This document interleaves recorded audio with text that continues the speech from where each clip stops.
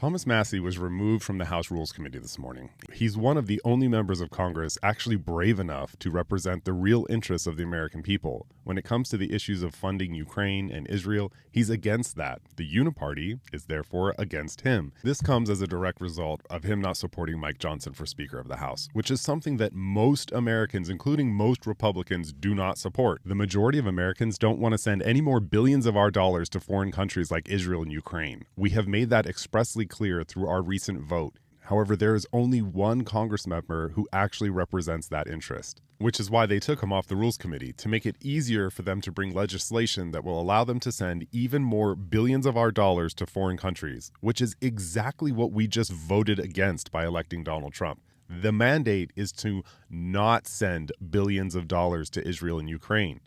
But the Uniparty is working very hard to make sure our interests are not being represented, despite our votes.